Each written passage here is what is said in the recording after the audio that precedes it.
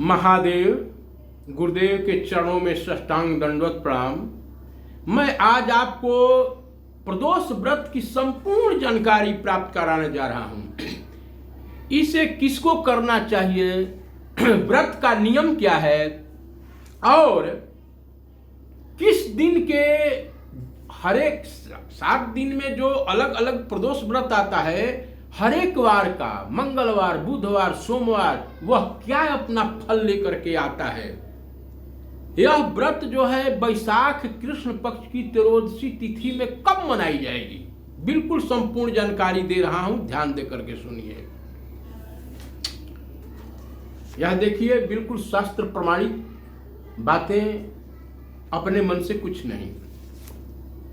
देखिए, प्रदोष व्रत वाले को ब्रह्म मुहूर्त में उठ करके नित्य कर्म से निवृत्त होकर शंकर और पार्वती का स्मरण करना चाहिए। ओम नमः शिवाय। व्रत वाले दिन भोजन नहीं करना चाहिए।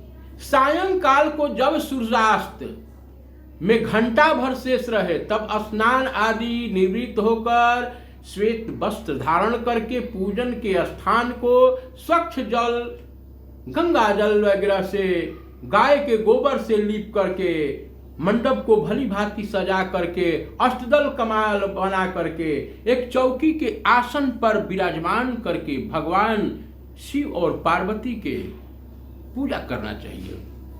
और अगर कुछ भी नहीं आ रहा है, भगवान को आप आसन दे करके, हे भगवान आप आसन पर विराजमान होइए। अब किसी को जब आसन पर बैठा देते हैं तो उसके बाद क्या करते हैं, उनका जो है पैर धोते हैं। पैर धोने के बाद में फूल से, पल्लों से, आम के पल्लों से जो है आप क्या कीजिए कि जल को छिड़किए, और नहीं तो अगर कोई मूर्ति है तो उसको स्नान कराइए, कुल्ला कराइए। उसके बाद में दूध से, घी से, मधु से, शहद से, घृत से, शर्करा से, गुड़ से, गन्ने के रस से स्नान कराइए।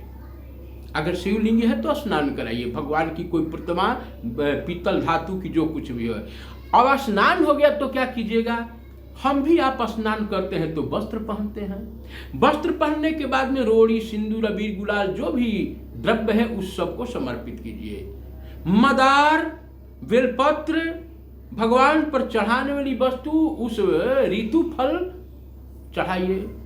पंचमेव वगैरह का भोग लगाइए, धूप दीप आरती कीजिए और भगवान की कथा को प्रारंभ कीजिए, पूजन कीजिए। और तो इसका महात्म्य क्या है, इसको करने से क्या फायदा होता है, तो बोल रहे हैं भगवान की प्रदोष का व्रत करने वाला मनुष्य क्या रहता है, तो सदा सुखी रहता है। उसके संपूर्ण पापों का नाश इस व्रत से हो जाता है।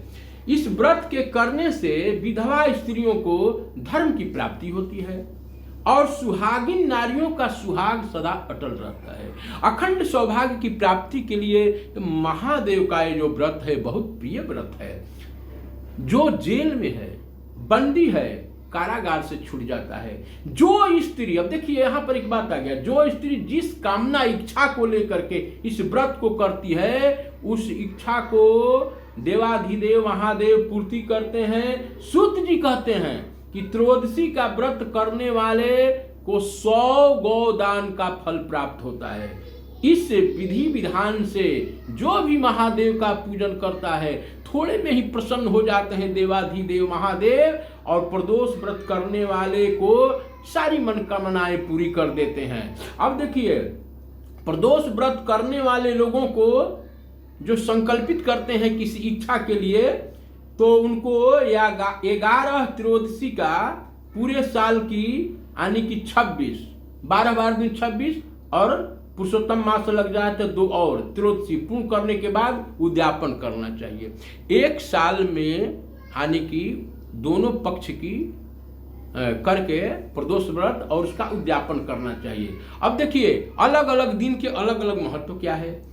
तो रविवार के दिन प्रदोष लगता है तो वह आयु और आरोग्य को प्रदान करता है, बढ़ाता है। सोमवार के दिन प्रदोष क्या करता है, तो अभीष्ट सिद्धि हेतु करना चाहिए। मंगल के प्रदोष क्या है?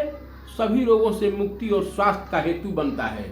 बुध, देखिए इस बार जो है बुध दिन को प्रदोष लग रहा है, तो सर्व कामना सिद्धि के लिए जो भी कामना मन में इच्छा हो उसके लिए बुध का प्रदोष व्रत करें। बृहस्पति प्रदोष शत्रु विनाश के लिए बृहस्पति का प्रदोष करें। शुक्र प्रदोष सौभाग्य को देने वाला है और स्त्री की समृद्धि के लिए शुक्र प्रदोष करें। शनि प्रदोष पद प्राप्ति और शनि प्रदोष के व्रत को शनि की शांति को होता है।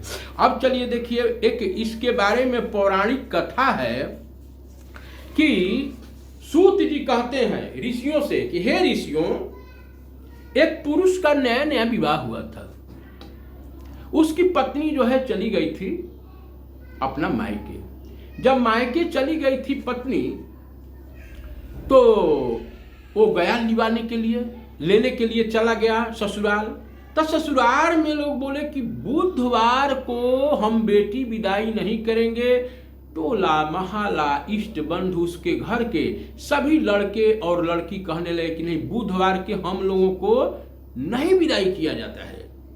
वह जिद में आकर के कहा कि नहीं, हम विदाई जो है अभी लेकर के जाएंगे। वो तो चला गया।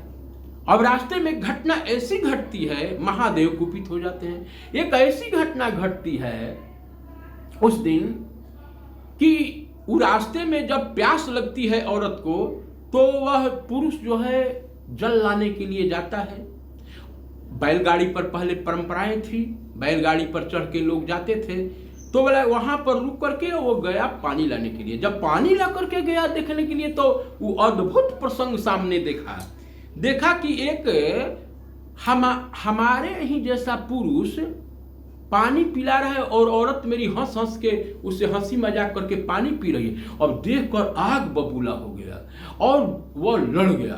दोनों जब लड़ भिड़ गए, पूरे गांव के लोग इकट्ठा हो गए, तब वो मन ही मन कहा कि ओहो, मैंने बुधवार को अपने औरत को किसी का कहना नहीं माना। हे महादेव, उस दिन महादेव को स्मरण किया, हे प्रभु इस कष्ट से विपत्ति दिलाइए, छुटकारा दिलाइए। इसलिए कि पत्नी से जब पूछा जाए तुम्हारा पति कौन है, तो बोले कि हाँ, हमको तो समझ में नहीं रहते मेरा पति कौन है, यह कहूं कि यह कहूं। महादेव जो है जैसे ही विनती प्रार्थना उन्होंने आर्त भाव से पुकारा, जो एक पुरुष था वो अंतर ध्यान हो गया और बड़ी खुशी से आकर के वहां पर बुध त्रयोदशी का व्रत किया और अपने जीवन में सुख संपत्ति को पा करके ऐश्वर्य को वो कृत फिर स्वर्ग को चला गया। तो ये बुध प्रदोष व्रत की कथा है। बुध के दिन लड़की को क्यों नहीं भेजना चाहिए कहीं अपने ससुराल, चाहे लड़कियों को क्यों नहीं विदाई करना चाहिए? इसलिए कि बुध और चंद्रमा के बीच में, जो बुध ग्रह और चंद्रमा है, ये दोनों के बीच में शत्रुता का भाव होता है। तो जीवन में कष्ट परेशानी, दाम्पत्य सुख में जो है अपना तालमेल सही नहीं बैठता है, जैसे बुध और चंद्रमा का नहीं बैठता है, तालमेल सही नहीं बैठता है, जीवन में दुख दुविधाएं आती है। अब चलिए मैं बता रहा हूं, 15 अप्रैल को 8:12 से पहले आप जो है संध्या काल में प्रदोष व्रत कर लेंगे और सूर्योदय के बाद आप पारण कर लेंगे। और इसके बारे में विस्तृत जानकारी मैं आगे वीडियो में बना दिया हूं, जा करके हमारे लिंक पर, चैनल पर रविंद्र पांडे को आप देख लीजिएगा। और भगवान के नाम के साथ कथा का मैं विश्राम देता हूं। ओम नमः शिवाय, ओम नमः शिवाय, ओम नमः शिवाय, ओम नमः शिवाय। हर हर महादेव, हर हर महादेव, हर हर महादेव, हर हर महादेव। प्रेम सुलेश्वर वृंदावन बिहारी लाल की जय।